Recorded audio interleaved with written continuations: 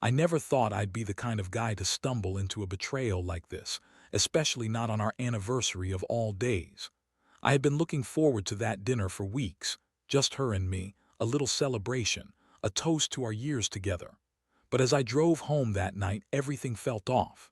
The house was dark when I pulled in, no sign of her car, and my stomach twisted with a strange, cold dread. When I stepped inside, the first thing I noticed was the faint scent of perfume, something floral but not her usual. I figured maybe she'd gone out with friends after her late work shift. She lied about working late before, so I wasn't surprised. Still, I called her once I got inside. No answer. That was weird. She always answered, even when she was out. That little flicker of suspicion grew into something heavier. I found her phone on the kitchen counter, resting face up, screen dark. I hesitated, then unlocked it, something I'd never done before. I wasn't interested in snooping, but I needed to see if she'd been lying about her whereabouts. The text messages were the dead giveaway. There were dozens of them, flirty, suggestive, intimate. The last one was a photo, her half-dressed, leaning against a bedpost, her face smiling in a way I'd never seen before. My stomach clenched so hard I thought I'd throw up. She was with him, her boss. I'd figured out, the guy she always said was just a friend. That image burned into my mind, each detail searing like a brand. Her hair, her lips, that smile, so natural, so comfortable, as if she belonged there. I stared at the phone, my hands trembling, stomach sick. It was like a punch to the gut. How long had this been going on? Did I ever really know her? The years, the promises, the shared dreams, they suddenly felt hollow and fake. I couldn't sleep that night. Instead, I sat in the dark, the phone still in my hand, replaying that photo. I couldn't even look at her the same way anymore. The woman I married, the woman I trusted, was sleeping with her boss, while I was out celebrating our anniversary alone. 1,000 questions spun through my mind. Had she always been lying? Was I just some fool who'd been played for years? And the worst part, they'd probably been doing this for a while, hiding it from me. The betrayal cut deep, sharper than I could have imagined. I felt a cold rage swell inside me, mixed with a heavy, sinking despair. How do you even process that? That's when I realized I'd need to do something. Not right then, no, not that night, but soon. I started planning, trying to think through what this meant. How to get back at her, how to make her see what she'd lost. I knew I couldn't just leave it at crying or shouting. She crossed a line, and I was no longer the same man. I had to make her feel what it was like to lose everything, to strip her of that lies and betrayal. But first I had to be sure. I needed more proof, more clarity, because once I confronted her, I wasn't planning to hold back. She played me for a fool, and I wouldn't let her get away with it without consequences. The questions now were, how deep did this go? Did she think she could keep lying forever? And how was I going to make her pay? The smell of that perfume still lingered in my nostrils. As I sat there, arms crossed, staring at the phone, my mind kept circling back to her smile in that photo, so relaxed, so happy. And I wondered, was any of our years together real, or had I been living a lie all along? The answer didn't matter anymore. All that mattered was the moment I'd decide to take control, to turn the tables, but I wasn't there yet. I was just gathering my strength, figuring out my next move. Because once I showed her, I knew everything would change. And I wasn't going to let her get away with it without consequences. The question was, would she even care? Or was she already too deep into her lies? I knew at that moment I couldn't go back. Not anymore. The next morning, I woke up feeling like I'd been hit by a truck. My head was pounding, and my stomach churned with last night's adrenaline and the sick realization of everything I'd uncovered. I kept replaying that photo, that smile, her smile, and wondered how many nights she'd spent with him while I was clueless. It was like a fog settling over everything, a mix of shock and fury that refused to lift. I sat on the edge of the bed, trying to piece together what to do next. I knew I couldn't just confront her without a plan. That would be too raw, too impulsive, and I needed to think about the consequences, mine, hers, everyone involved. I didn't want to just blow everything up without knowing exactly what I was doing. But I also knew I couldn't let her keep lying to my face, pretending like nothing was wrong. I got up and started pacing the apartment, my palms sweaty, my mind racing. The more I thought, the more I realized I needed evidence, something undeniable that would leave no room for doubt. So I set out to find what I could quietly and carefully. I had to be smart about this. I couldn't afford to make a mistake. I remembered that her boss's office was nearby. I had a few contacts from work, people I could trust enough to get some intel. I called one of them, a guy I'd known for years, and explained what I was after. I need to know if he's been around her a lot lately. Anything, I told him. And if you find anything. I wanted audio, video, anything. Just don't let her see you doing this. My contact promised he'd look into it, and I hung up feeling a tiny bit of hope. Maybe I'd catch her in a lie or get concrete proof I could use later. Meanwhile, I looked through her emails and social media. Nothing suspicious there, at least not directly. But I knew better than to trust just that. I wanted more. I needed to see them together to catch her red-handed if I could. Later that day, my contact called back. He'd been able to confirm they met regularly at a private bar near her office. Nothing that screamed scandal, but enough to make my stomach tighten. He'd also caught her boss visiting her apartment a few nights ago. I could feel my jaw tighten. That was the confirmation I needed, the proof that she'd been sneaking around for months, maybe longer. I sat back, running my hands through my hair. All this build-up, all this effort, and now I had everything I needed to make her see what she'd done. I wasn't planning to do anything rash yet. I wanted her to know I knew. I wanted her to feel it without me even saying a word. I'd let her think she was still in control, that she could keep her secrets. That was the real game. I started crafting my plan. It had to be precise, calculated. I'd set up a scenario where she'd be caught red-handed and I'd be the one unveiling it. No messy blow-ups, no shouting matches, just quiet, sharp, and deadly. I knew her habits, her routines. I knew she'd slip up again. The key was to be ready when she did, wait for her to make the next move, then respond in kind. That night I went over everything again, trying to anticipate her next move. The worst part was feeling so powerless for so long, like I was just a fool living in her lie. But now I had the evidence. I had the plan. And soon I'd be the one holding all the cards. I could already feel my stomach settle a bit, knowing I was in control, even if she thought she was the one calling the shots. When I finally lay down to sleep, my mind was clear, focused on what was coming next, on how to turn this nightmare into something I could use, because she thought she was the one winning. No, not anymore. She didn't see what was coming, and that made all the difference. Tomorrow, I'd put everything into motion, and she'd find out just how much I'd uncovered. I could almost taste her reactions already. That sick, twisted feeling of betrayal was about to be returned tenfold, and I was ready to see the look on her face when she realized I wasn't the fool anymore. The plan was simple, ruthless in its clarity but precise in execution. I knew her habits, how she'd slip up next, how she'd act nervously when she thought she was safe. I had to be patient. No rushing. The moment would come. But in the meantime, I kept myself busy, pretending everything was normal while secretly gathering what I needed. I took a day off work. Not that I wanted to, but I knew I needed to be ready. I cleared my schedule, made sure my phone was on silent, and started preparing the environment. I bought a small hidden camera, nothing big, just enough to capture her next encounter. I knew she'd go out again, probably that same bar near her office maybe. To meet him, I had to be ready to catch her in the act, to have the evidence for when I finally decided to confront her. That evening I sat on the couch, listening to the faint hum of the city outside, feeling the weight of everything pressing down on me. My stomach was tight, palms sweaty, but I kept my face neutral. She came home late as usual, acting like nothing had changed. I didn't say much, just a quick, cold glance. Inside I was boiling. Every muscle in my body was tense, waiting for her to slip up.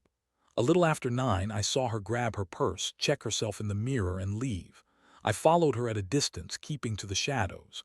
She went straight to that bar, the one I knew she'd visit. I parked a few blocks away and waited, my heart pounding in my chest. I could feel the adrenaline surging through me, the same as that night I found her photo. This was it. No turning back now. About 15 minutes later, she arrived, and I saw her meet him at the back of the bar. They shared a quick, familiar kiss. I recorded everything, her face, him leaning in, their whispered words. I knew this was the moment I'd been waiting for. Not just a kiss, but the full picture, a physical proof of her betrayal. I stayed in the shadows until she left, then quickly slipped away in my car. Back home, I downloaded the footage onto a secure drive. That's when I felt that sick, victorious rush. I had everything I needed. The proof was irrefutable now. The lies, the betrayal, they were all there. Next, I drafted a message, cold, direct. No emotion, just facts. I told her I knew everything, from her secret meetings to the nights she'd lied about working late. I warned her that I had all the evidence and was prepared to confront her. I knew I had to be careful. I didn't want to tip her off before I was ready. No threats, just the truth laid out plainly. That night I waited for her to come back. When she did, I sat her down, calm but firm. I didn't waste time with pleasantries. "I know everything," I said, holding out the flash drive with the footage. Her face drained of color. She stumbled back, trying to lie her way out of it, but I cut her off.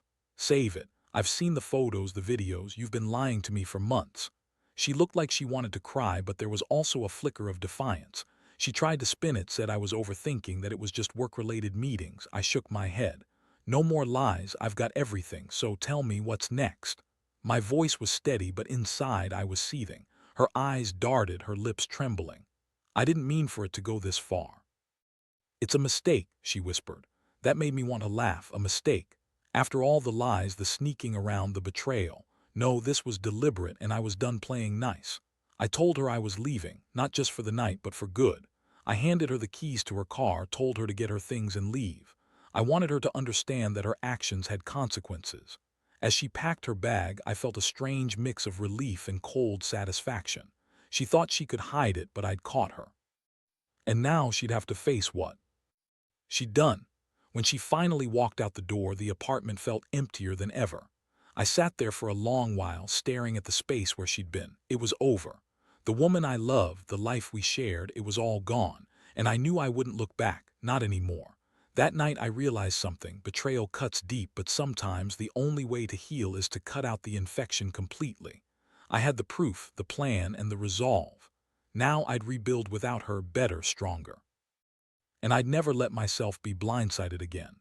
The takeaway: when trust shatters, don't wait around for apologies, act fast. The days that followed were a blur of relief and cold clarity. The apartment was empty, and the silence felt almost deafening. Every corner, every inch of the space I had shared with her seemed to echo her absence. I spent hours looking at that footage, replaying her face, her body language, the way she looked at him with such familiarity, like she'd been doing this forever. It made me sick and furious all at once. I knew I had to do something more. I had to make sure she felt the full weight of what she'd done, not just by walking away, but by making her regret every lie, every stolen moment. I didn't want just revenge. I wanted her to see that I wasn't a fool, that I'd caught her and I was done being the one betrayed. I decided to send her a message, straightforward, no begging, no pleading, just the facts. I told her I knew everything, including her plans to leave, and that I had proof. I said she could call me if she wanted to talk, but I wasn't promising a peaceful resolution. I wanted her to feel the danger, the finality. She responded almost immediately with a single message: "It's not what you think." I didn't bother replying. I'd heard enough of her lies already. Instead, I planned my next move. I knew I needed to hit her where it hurt, not physically, but emotionally. I wanted her to know I was serious, that I'd make her pay for every stolen moment and every lie she'd spun. My revenge plan was coming together. I made a few discreet calls, got in touch with a private investigator I once met. I paid him to keep tabs on her, to find out if she was still meeting him or if she'd started something new. I also arranged to have her phone tapped, just enough to catch her in a lie if she tried to deny anything. I wasn't messing around anymore. That night, I sat alone with my thoughts, feeling the sharp sting of betrayal still fresh. My skin felt tight, my jaw clenched. Every nerve in my body seemed to hum with suppressed anger. I'd always believed in honesty, in loyalty. Now I saw how fragile it really was, how easily someone can hide their true self behind a mask. The next day, my investigator got back to me. They'd seen her at the bar again, meeting with him. She was more reckless now, staying longer, touching him more openly. It confirmed what I'd suspected. She was still lying, still hiding the truth. I felt a dark satisfaction. I'd played it smart, and now I had the evidence I needed to finalize everything. That was my line in the sand. I called her that evening. Her voice on the line was hesitant, as if she suspected I'd already figured everything out. "I know what you've been doing," I told her coolly, "and I want you to know I've got everything on tape, every lie, every meeting. You can try to deny it, but I see you, I see what you're doing." Her voice cracked and she tried to deny it, to act innocent. "You're making a mistake. I was just—" "Stop," I cut her off. "You've lied too many times already. I'm done. You want to keep pretending, that's fine, but I'm not going to be played anymore. This is over." She begged, of course. Tried to explain herself to make me believe she was sorry, but I'd heard enough. I told her I was coming by to pick up my things and that she should leave everything else. I didn't want her there anymore, not after all this. When she arrived to pick up her things later that week, I made sure I was calm, collected. I handed her a box, watched her gather her belongings. Her face was pale, eyes red-rimmed, but she didn't say much, just a muffled goodbye. I wanted to scream, to tell her everything I was feeling, how betrayed, how hurt I was, but I kept it bottled up. She left, and I watched her get into her car. The door slammed shut, and I finally let out a long, steady breath. I was free, free from her lies, her betrayal, her deception. The house felt emptier than ever, but also lighter. I knew I'd survive and maybe even thrive. As I closed the door behind her, I realized I'd taken back control. She thought she was the one who was winning, that she could walk away and forget everything. But I had the evidence, the plan, and the decisive action. I'd shown her that her lies couldn't hide forever. Eventually, the truth catches up.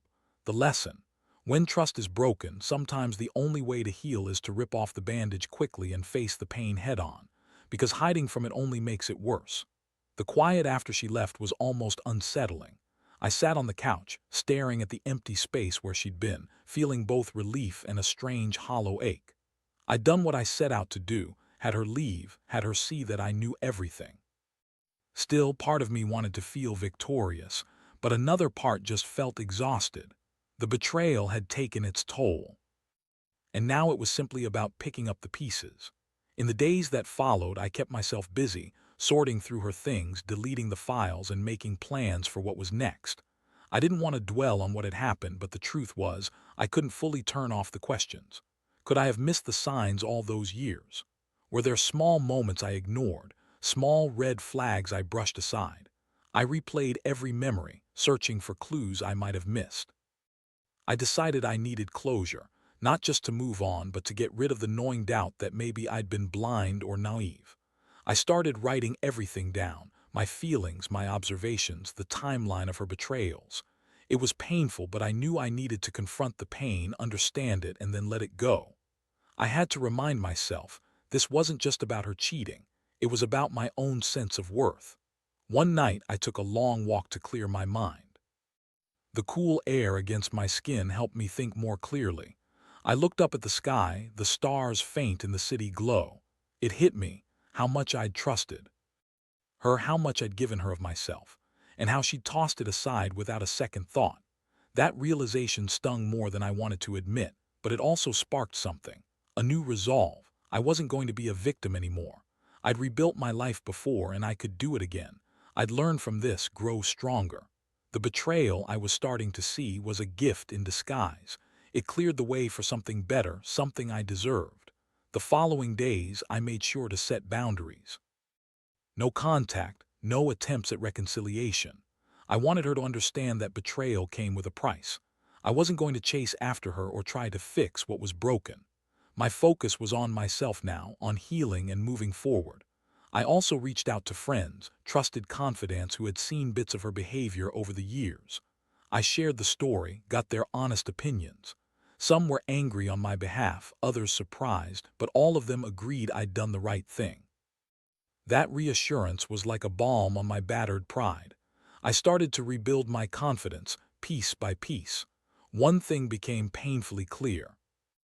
I had to stop blaming myself. The years I'd spent doubting, questioning, trying to understand her, those were not wasted, but I couldn't let guilt hold me hostage.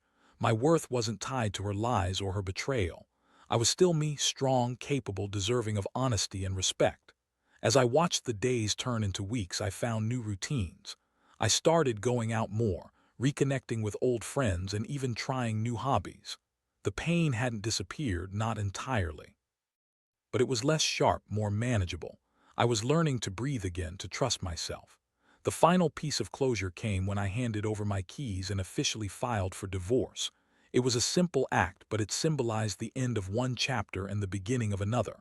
I looked at her belongings one last time, then set the papers on the table. With a steady hand, I signed and handed everything over. The house was no longer ours. It was just a shell of what once was. As I closed the door behind her forever, I realized I'd finally reclaimed control. I'd faced the betrayal, dealt with the pain, and moved forward. I no longer wondered if I'd been blind, because I knew now that I'd loved, trusted, and hoped.